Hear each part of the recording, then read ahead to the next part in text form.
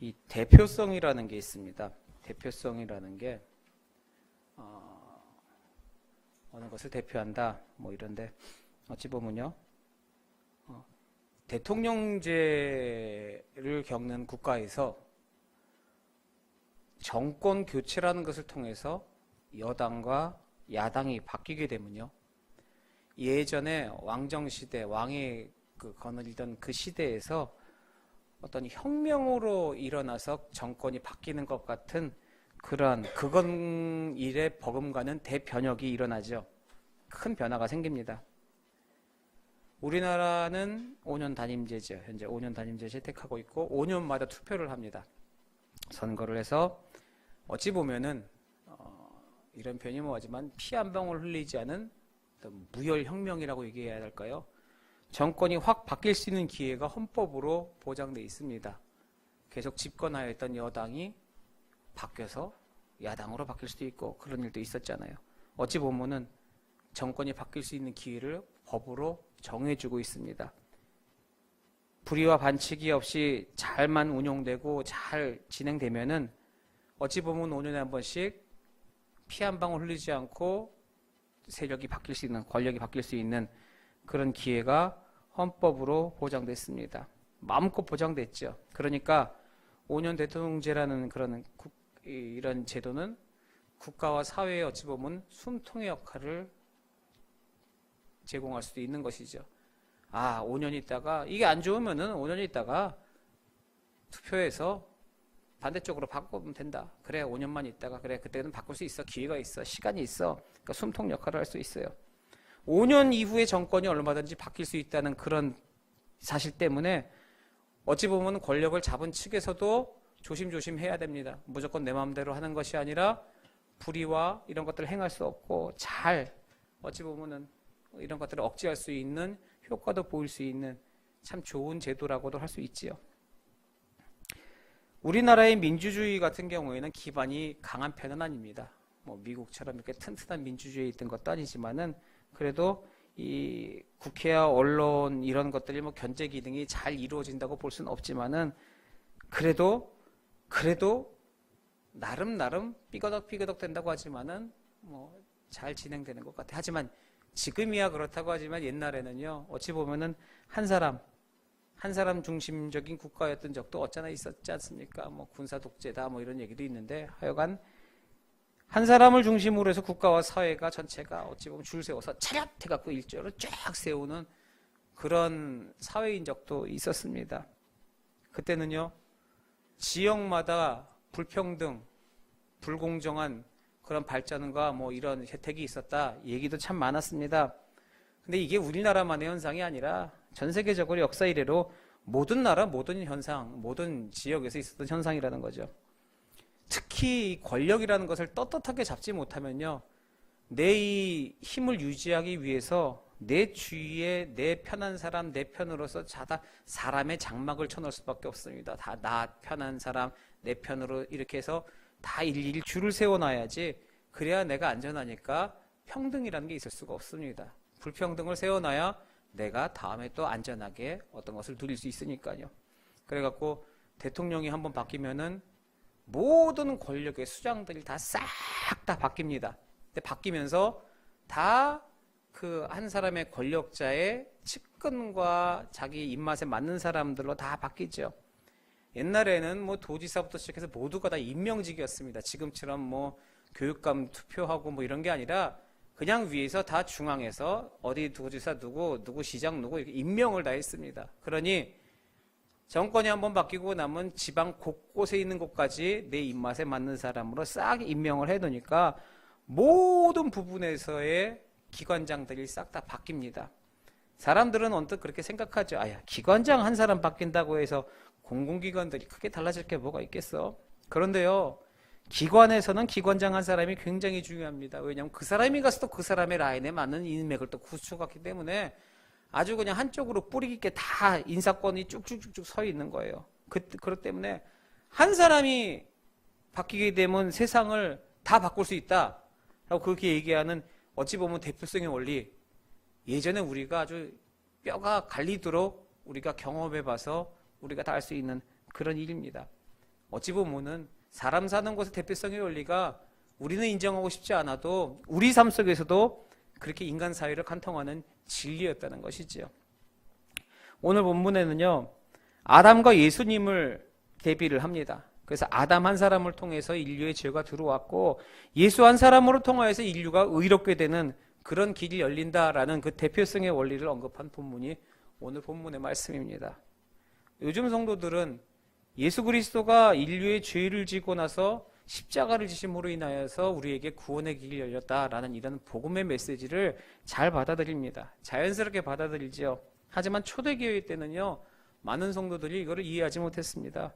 어떻게 예수님 한 분이 죽음으로 인하여서 인류 전체에게 구원의 문이 열리느냐, 도무지 이해가 되지 않는다.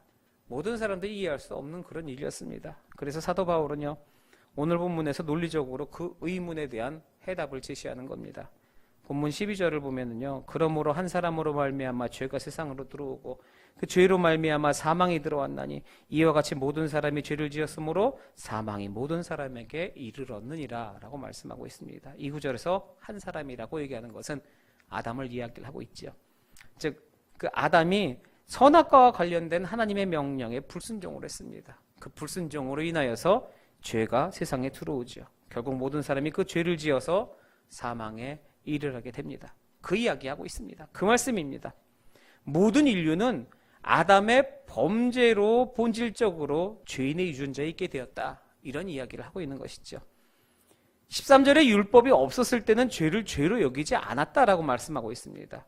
하지만 아담으로부터 모세 때까지 아담과 같은 죄를 짓지 않은 자들도요, 아담의 범죄로 인해서 사망에 놓였습니다. 이게 14절 말씀입니다. 이게 뭐냐? 모세의 율법 전에도 양심에 의한 희미한 죄의식은 있었습니다. 하지만 율법이 주어진 때부터는 뚜렷한 죄가 죄로 여겨진 것이지요. 율법 전에도 이미 죄는 세상에 있었습니다. 그때 아담과 똑같은 죄를 짓지 않은 사람도 죄인이 되어서 사망 권세 아래 놓여 있다는 이야기예요. 결국 뭡니까? 모든 사람이 아담의 죄로 인해서 원죄라는 것을 가지게 되었다는 뜻을 이야기하고 있습니다. 아담 한 사람으로 인해서 그 아담 한 사람의 죄로 인해서 모든 인류가 죄인이 된다는 것, 인간의 생각으로는 인간의 논리로는 논리적으로 맞지 않는 것 같습니다. 어불성설이라고 얘기하는 사람도 있고 말도 안 되는 소리라고 얘기할 수 있죠. 하지만 한 사람의 힘은 생각 이상으로 큽니다. 한 사람의 힘이라는 것. 어찌 보면 지혜자 한 사람이요, 권력자 10사람보다 더 큰 힘을 발휘할 그런 경우가 있습니다. 한 사람의 선한 결단력으로 인하여서 공동체가 살아나는 그런 기폭제가 되는 결과도 수많은 것을 바라보게 되죠. 또 어떻게 보면 의인 한 사람으로 인하여서 수많은 사람들 전체 한 부분에서 이것이 그치지 않고 모든 사람들에게 그 의인의 파장이 흘러넘치고 전체 운명을 좌우하는 그런 키와 같은 역할을 하는 부분도 우리는 많이 보았습니다. 반대 입장도 마찬가지입니다. 한 사람의 범죄함으로 인하여서 전체 집단이 무너지는 경우도 있습니다. 잘 버티고 있죠. 공동체가 서로 간에 참고 보고 버티고 있는데 한 사람이 못 참습니다. 너무나도 함께 참아가고 있는데 한 사람이 못 참아서 공동의 어떤 물건에 손을 대서 내 배를 줄인 것을 채웁니다. 그럼 다른 사람들이 그것을 쳐다보고 나서 얼마나 배가 고팠을까를 생각하는 게 아니라 쟤는 먹는데 나만 안 먹으면 이게 손해보는 거네. 너도 나도 달려들기 시작합니다. 그 이전까지 모든 인내와 모든 수고는 한순간에 물거품이 되고 아비 귀환의 상태로 변하는 그런 일 많이 볼 수 있지 않습니까? 요즘도 지금 프랑스에서 노란 조끼인지 노란 택배인지 하여간 그 노란 조끼 입은 사람들이 농성한답니다. 살기 어려워 죽겠다. 세금 내려라. 사회운동 좋고 여러 가지 좋은데 그 시위 중에 잘 시위하면서 물러나라 물러나라 하고 가다 보니까 물러나라 물러나라 뭐가 이상하죠. 보니까 뒤에선 물러나라 물러나라 상점 부시고 테레비 들고 도망가고, 그러니까 취지와는 상관없는 계속해서 뭔가 벌어지고 있는 겁니다. 이게 왜 그렇게 됐겠습니까? 죄성에서부터 흘러나오는 것이 우리들의 이야기와 행동과는 틀리기 때문입니다.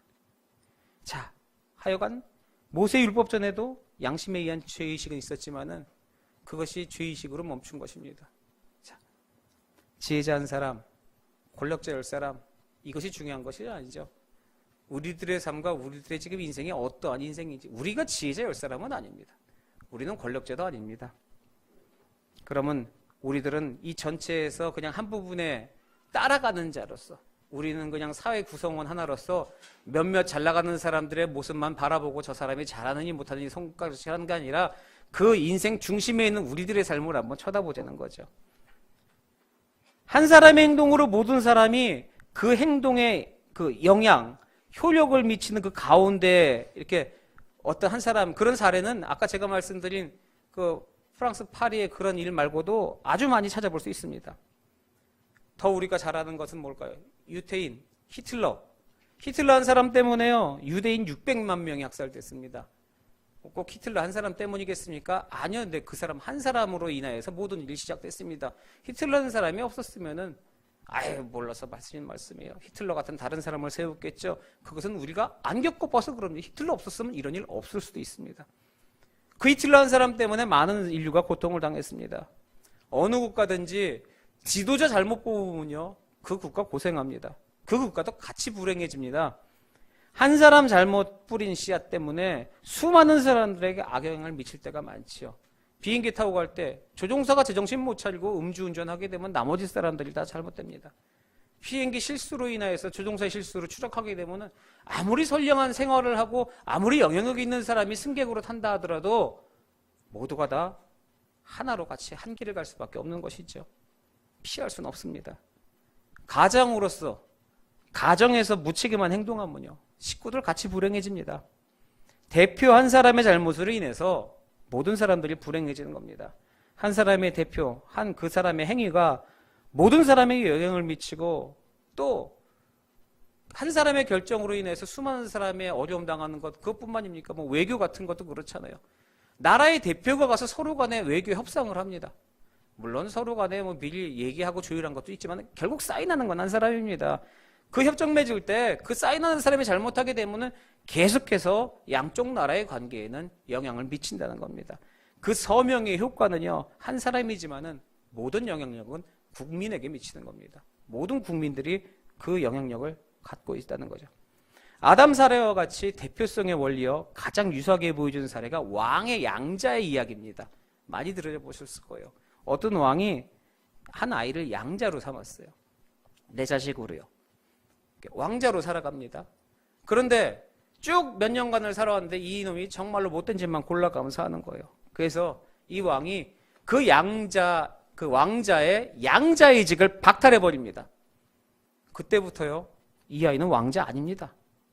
그리고 그때부터 그 왕자에게서 태어난 모든 후손들은 왕과 아무런 관련이 없습니다. 그냥 후손입니다. 왕하고는 아무 상관이 없죠. 아담 그 한 사람의 죄로 인해서 하나님과의 관계가 끊긴 그 아담의 후손들은요, 본질적으로 하나님과의 관계가 전혀 없는 존재로 태어나게 된 것이죠. 그것이 원죄를 가지고 태어난, 원죄 상태로 태어난 인간의 모습을 이야기하고 있습니다. 그처럼 한 사람의 불순종으로 인해서 모든 사람이 죽게 되는 그런 원리가 성립된다는 것이죠. 그렇다면 반대로 한 사람의 순종으로 인하여서 모든 사람이 살게 되는 원리도 함께 성립될 수 있다는 것입니다. 오늘 본문 14절 하반부에 나오는 아담은 오실자의 모형이라라는 말씀이 있습니다. 아담의 죄로 인해 모든 사람이 죄인이 된 그 대표성의 원리, 모든 사람의 의인이 되는 대표성의 원리, 그걸 갖고 태어날 예수 그리스도, 그분이 바로 그분의 모형이 된다. 이 같은 말입니다. 인류의 대대로 내려오는 어찌게 보면은 그 죄의 사슬, 그 죄 사슬을 끊고 모든 사람을 의인으로, 다시 의인으로 끌고 갈 수 있도록 대표자로 오실 그분이 누구시냐 이것이죠. 인류를 의롭다 하심을 얻게 하신 그 대표성을 가질 만한 그 이후의 아담이라고 말씀하시는 그분이 바로 예수 그리스도라는 이야기죠. 구원의 길을 열어 예수님은 온 인류에게 은혜를 끼쳐주셨습니다. 그 은혜가 선물인 것이죠. 오늘 말씀 15절 말씀에 그렇지 않습니까? 예수님께서 이 땅에 오신 것은 전적으로 하나님의 은혜입니다. 그리고 결국 그 은혜로 말미암아 아담 한 사람으로 인해서 정죄받았던 인생들이, 아담 한 사람으로 인해서 사망 권세의 통치를 받을 수밖에 없었던 존재가 그 예수 그리스도 한 분으로 인해서 의롭다 여김을 받고 생명 안에서 통치하는 그런 존재가 되었다는 것이죠. 물론 하나님의 역사하심과 하나님의 능력하심이 그 안에 있기 때문에 있는 이야기입니다. 하지만 중요한 것은 무엇입니까? 한 사람이 중요하다는 겁니다. 하나님의 말씀대로 살아가는 하나님의 백성인 우리 한 사람 한 사람 존재로서가 중요하다는 거예요. 내가 잘못하면은 내가 잘못한 것을 회개하고 그 앞에 무릎 꿇고 안 하면 됩니다. 그런데 우리는 내가 잘못했을 때는 억울함을 느끼죠. 그래서 더 끌고 들어가려고 합니다. 그 가장 큰 예 중에 하나가 교통신호 무시 같은 거 했을 때, 교통법규 위반했을 때 단속에 걸립니다. 그러면 아유 제가 못 봤습니다. 수고하십니다. 뭐 정당하게 스티커 발부 받으면 되는데 왜 나만 잡냐고. 여기서 신호 위반하는 게 나밖에 저기 그냥 가는 쟤는 왜 그냥 잡냐고. 뭐 수도 없이 길 지나가는 사람 붙잡고 내가 여기서 지켜볼 거라는 등 하나라도 그냥 놓치면 내가 가만두지 않겠다는 등 내가 잘못했지 다른 사람이 잘못한 게 아니거든요. 근데 나 혼자의 잘못을 인정하지 못합니다. 하나라도 더 끌고 들어가려고 하죠. 어떻게든 내가 그것을 인정하고 넘어가지 못한다는 겁니다. 그 죄의 사슬이 계속해서 우리들을 얽어매고 우리들을 붙잡고 있는 그 모든 죄의 사슬을 우리 자체가 이렇게 철철철철 메고 있는 그런 모습을 보게 되죠. 누가 같이 사는 사회, 내 친한 친구가 우리 어머니가 예수 잘 믿는다고 해서 내가 천국 가는 것이 아니라는 거죠. 한 사람이 중요합니다. 한 사람이. 한 사람과의 하나님과의 관계가 중요하다는 겁니다. 오늘 본문은요, 예수님 안에서 하나님과의 관계가 회복되는 것을 강조합니다. 그리고 한 사람의 중요성을 깨우쳐주고 있죠. 본문에서 가장 많이 나오는 말이 한 사람이라는 단어입니다. 한 사람. 16절에 한 번 나오고요. 15절에 두 번 나오고 15절 두 번, 16절 두 번, 17절에는요. 한 사람이라는 말이 두 번 나오고 한 분이라는 말도 한 번 나와요. 이 모든 구절을 간단하게 요약하면 무슨 얘기입니까? 한 사람의 대표가 잘못해서 모든 사람이 죽게 되었고 한 사람의 대표가 잘해서 모든 사람의 구원의 길이 열렸다. 그 이야기입니다. 대표성으로 그 대표성의 원리로서 아주 한 사람의 중요성을 아담이나 예수님에게 적용하는 그런 진리의 말씀이죠. 그리고 말씀이 뿐만이 아니라 일상생활에 적용할 수 있는 그런 아주 진리되는 말씀입니다. 한 사람 때문에 가정이 행복할 수 있습니다. 집안에 엄청나게 시끄럽고 맨날 싸움이 있던 그런 가정에 손주가 하나 태어나서 그 아이로 인해서 집안에 웃음꽃이 넘친다든지 한 사람으로 인해서 생활은 바뀔 수 있습니다. 한 사람으로 인해서 교회가 바뀔 수 있습니다. 한 사람으로 인해서 세상은 바뀔 수 있습니다.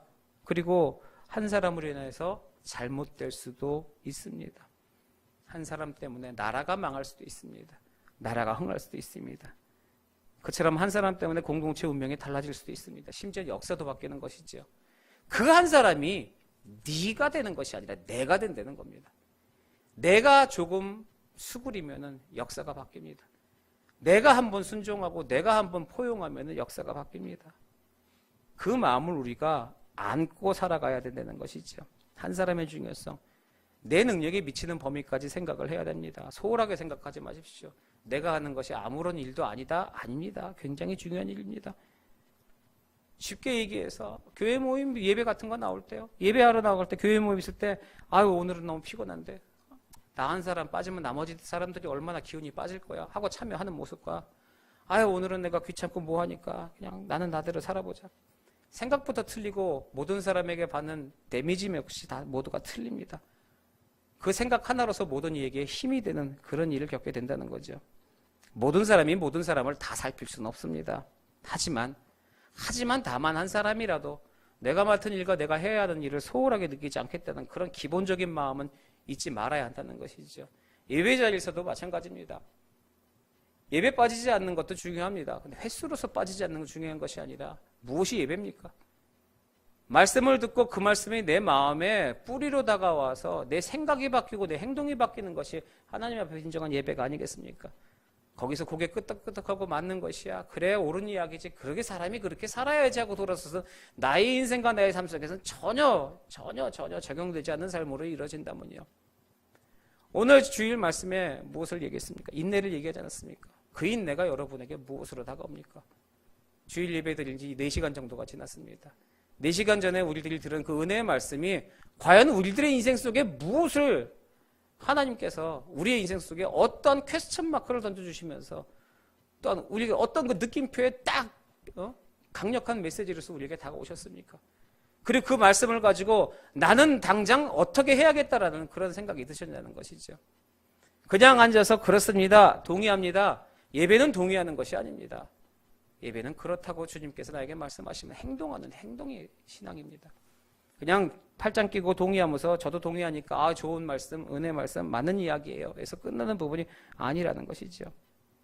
나의 작은 행동으로 내 인생이 변화가 되고 내 인생이 변화함으로 인해서 이 땅에 하나님의 나라의 확장이 이루어져야 한다는 겁니다. 새벽기도 한 번쯤 걸으면 어때? 오늘 하루 말씀 한 번 안 보면 어때? 아유 오늘 급하대 밥 먹을 때 무슨 식기도야 식기도는 하나님 감사합니다 아시죠? 그냥 형식이 중요한 것은 아니지만요. 기본적인 마음의 자세가 중요합니다. 작은 행동이 별것 아닌 것 같지만은 그 작은 행동이 우리들 마음속에 하나님과 나의 관계를 멀게 밀어버린다는 겁니다. 1907년이요 1월 13일입니다. 주일밤 우리가 잘 알고 있는 평양에서 열린 연합 부흥집회예요. 분위기가 굉장히 침체된 상태라고 합니다. 우리가 알고 있던 평양 부흥운동이 굉장히 뜨거운 그게 아니라 완전 분위기가 굉장히 침체되었다고 합니다. 그날 집회는. 근데 그날 누군가가 저녁 때 갑자기 일어나서 자기 친구 미망인의 돈을 자기 갈취한 일, 그것을 눈물을 흘리면서 회개를 했다고 하죠. 그리면서 그 회개가 옆으로 불붙기 일어나서 나도 그런 잘못을 저질렀습니다. 나도 잘못을 저질렀습니다. 도미노처럼 일어나면서 그 저녁에 뜨거운 그런 회개의 불빛이 아주 그냥 평양 전역과 북한 전역으로 그 큰 은혜의 불길로서 퍼졌다고 합니다. 그게 바로 평양 대부흥의 시작이고 그 눈물의 한 사람으로서 자신의 잘못을 회개하고 자복했던 사람이 바로 길선주 목사님입니다. 그냥 거기서 분위기를 띄우고자 해서 그런 일을 저지르는 것이 아닙니다. 내 마음속에 정말로 회개가 일어났다고 하면은 그것이 어떤 일이고 어떤 상황이든지 내가 하나님 앞에서 그것 회개하고 실천으로 옮기는 그런 행동을 이루어야 한다는 것이죠. 항상 예수님의 삶과 자치를 따라 살면서 우리가 그 말씀대로 살겠다고 이야기하면서 내 행동은 그러지 못한다면은 우리들은 주님 앞에 정말로 올바른 신앙으로 서 있지는 못할 것입니다. 한 사람의 신앙도 중요하고 한 사람의 인생도 중요하고 한 사람의 행동도 중요합니다. 그 한 사람의 행동이 바로 나의 행동을 말씀하고 있습니다. 우리들이 신앙인이라면은 어떤 모습으로 살아야겠습니까?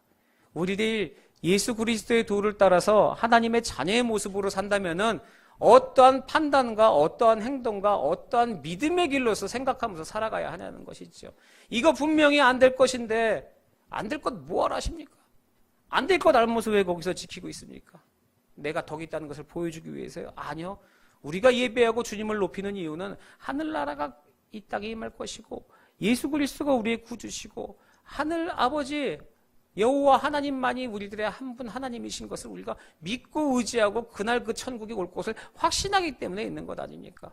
그런데 우리들의 행동은 그것을 확신하는 행동이 아니라는 것이죠. 우리들은 축복의 통로입니다. 우리들은 축복의 씨앗입니다.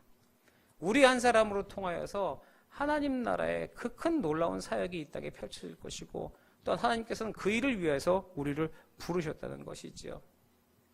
아담의 한 사람의 범죄, 예수 그리스도 한 사람의 의로운 행동과 그 죄를 사해 주시는 그 능력이 수많은 사람들을 죄의 길로 빠져서 죽을 수밖에 없게 만들고 죽을 수밖에 없는 인간들을 구원으로 이끄는 그러한 어느 놀라운 사람들의 대표성적인 이야기가 아닙니다.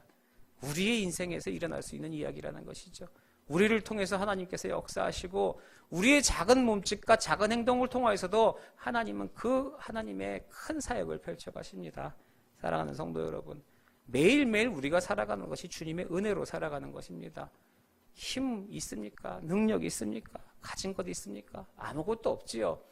그러면은 그분께서 이끌어 주시고 그분께서 끌고 가시는 대로 그냥 다 맡겨버리십시오. 그리고 내가 살아가는 것이 주님의 은혜로 살아갑니다.